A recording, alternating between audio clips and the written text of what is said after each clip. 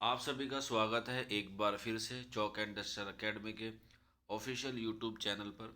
और आज हम लोग आपके लिए लेकर आए हैं बहुत ही शानदार वीडियो। जैसा कि आप लोगों को पता है, हमने पिछली वीडियो में आपको बताया था कि D triple S B T G T की जो है वो काफ़ी सारी वैकेंसीज आई हैं, और उसी सीरीज़ में जो है वो D triple S B T G T Urdu की भी जो है वो आपको सीटें देखने को मिली, मेल में भी और फीमेल में भी। तो इसमें जो है वो काफ़ी सारी वैकेंसीज आई हैं। अगर हम बात करें मेल में तो तकरीबन 256 जो है वो इसमें आई हैं, और इसी के अलावा अगर हम बात करें फ़ीमेल में तो टीजीटी उर्दू फ़ीमेल में जो वैकेंसीज आई हैं वो आई हैं तकरीबन 356। और जो 5 वैकेंसीज आई हैं वो आई हैं आपका एनडीएमसी यानी कि म्यूनसिपल काउंसिलिंग में आई है, नई दिल्ली की। तो इस तरीके से कुल मिला के जो है वो काफ़ी सारी वैकेंसीज हैं। तकरीबन 600 प्लस जो है वो आपको इसमें वैकेंसीज देखने को मिलेंगी। इस बारे में मैंने आपको पहले भी बता दिया था। ये एक वीडियो है आप लोगों को टीजीटी उर्दू के सिलेबस को लेके, टीजीटी एलिजिबिलिटी क्राइटेरिया को लेके, इसकी प्रिपरेशन कहाँ से करें, इसका सिलेबस क्या होगा, और जो बैच है वो कब से शुरू होगा। तो सारी चीज़ें आज की वीडियो में हम लोग बात करने वाले हैं, क्योंकि ये जो वैकेंसीज़ हैं वो बहुत अच्छी वैकेंसीज़ आई हैं। 2021 में जो वैकेंसीज़ आई थी तकरीबन 917 आई थी, उसमें जो है वो काफ़ी सारी सीटें खाली भी रह गई थी, और तकरीबन 177 के आसपास जो है वो मेल और फीमेल की जो है वो भरी गई थी। वो इसकी वजह यही थी कि बच्चों को जो है सही तरीके से गाइडेंस नहीं मिली, और वो जो है वो पेपर क्रैक नहीं कर पाए। हालांकि सबसे पहला इशू ये आ रहा है बच्चों को कि जो इसका 40% का क्राइटेरिया था, क्या वो अभी भी बना हुआ है या वो हटा दिया गया है, जो फर्स्ट पेपर में था यानी कि जनरल पेपर में था। तो आप लोगों को खुशी होगी कि ये जो 40% आपको लाने थे, ये अब जो है वो नहीं लाने हैं।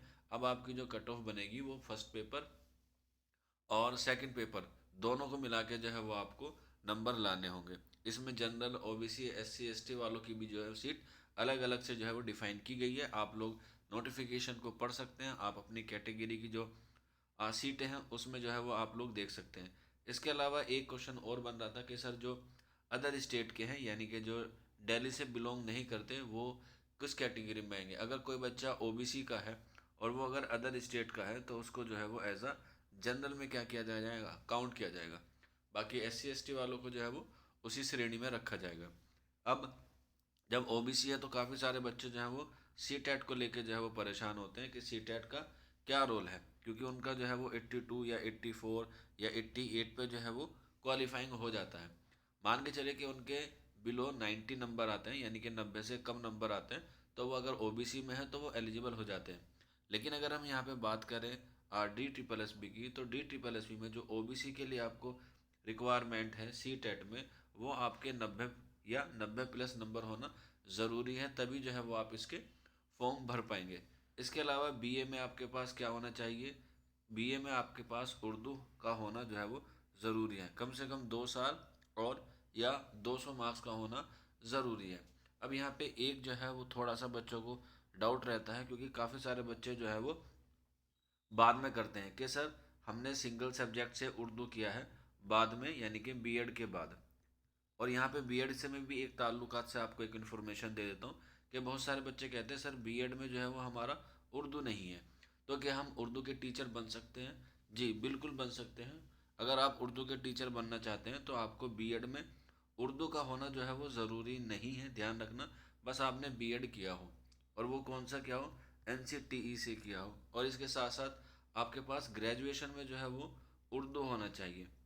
और सी टेट का जो एग्ज़ाम है उसमें भी जो है वो आपके पास लैंग्वेज के तौर पे जो है वो आपके पास उर्दू का होना ज़रूरी है।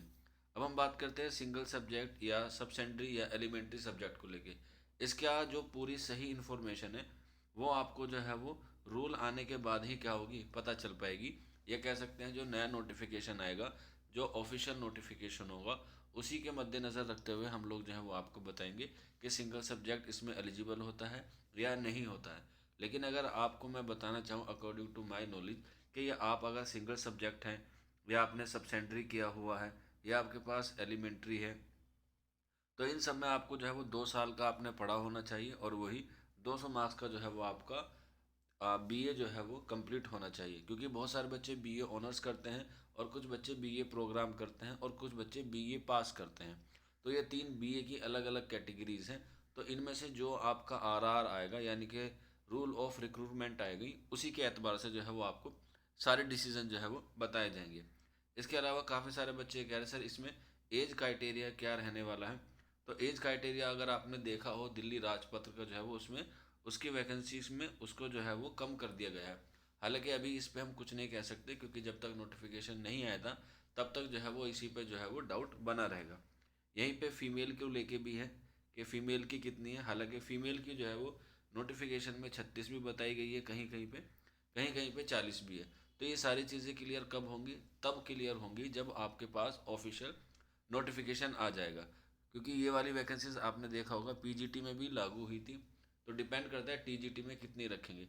हालांकि आप लोग जो है वो 30 को ही जो है वो मान के चलिए, 30 या 32 के आसपास जो है वो आपको रहेगी। ये छूट कुछ मिलेगी जिसमें आपका SC ST या जो दिल्ली से ओबीसी होगा, जो दिल्ली का ओबीसी होगा उसके पास ओबीसी सर्टिफिकेट होगा, उसमें जो है उसे 5 साल का क्या मिलेगा, रिलैक्सेशन मिलेगा। बाकी आगे आने वाले वक्त में मैं इस पर आपको एक डिटेल वीडियो के माध्यम से जो है वो आपको बताने की कोशिश करूँगा। तो ये कुछ इसकी एलिजिबिलिटी क्राइटेरिया हुआ, कुछ इसकी जो है वो अहम अहम बातें हो गई।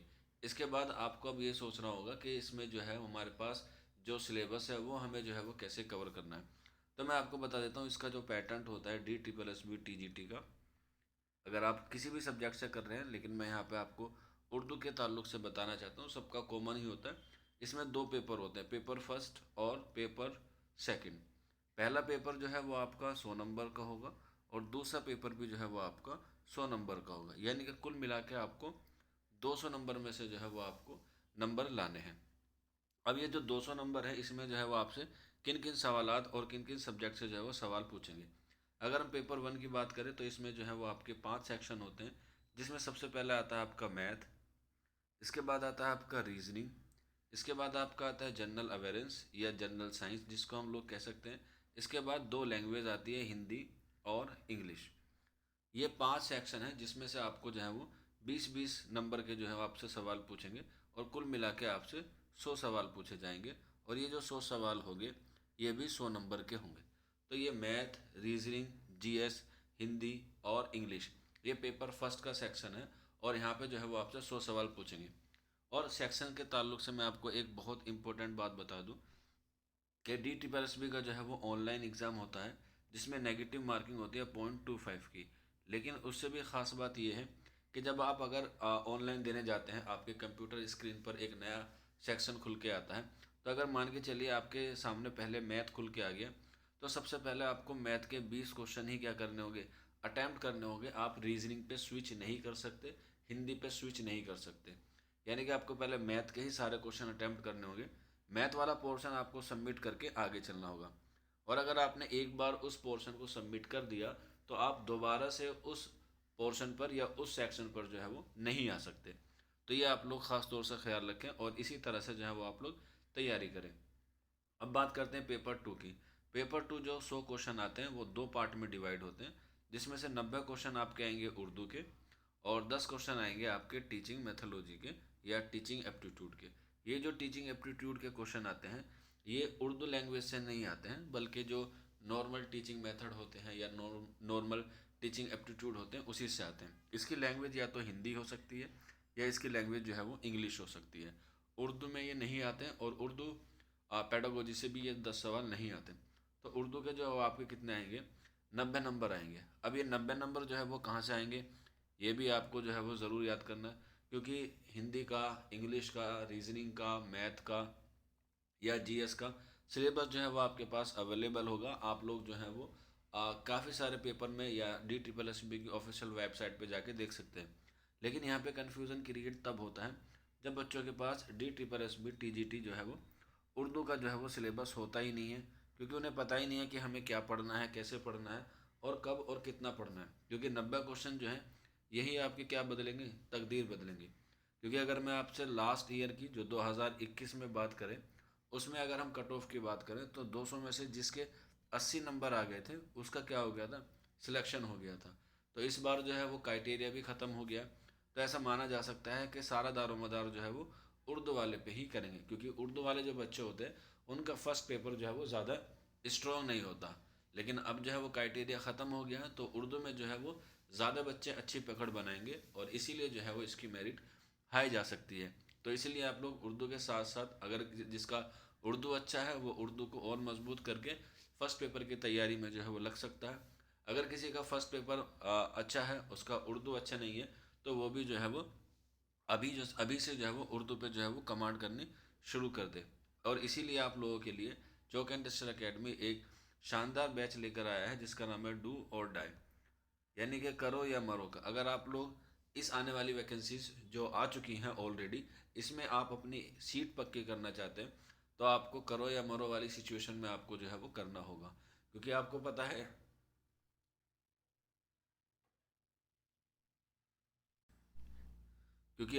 है, कि ये वैकेंसीज जो है वो तकरीबन 2 साल के बाद आई है और काफ़ी सारे बच्चे जो है वो एज को लेकर परेशान हैं और एज की वजह से जो है वो ओवर एज भी हो चुके हैं या होने वाले हैं।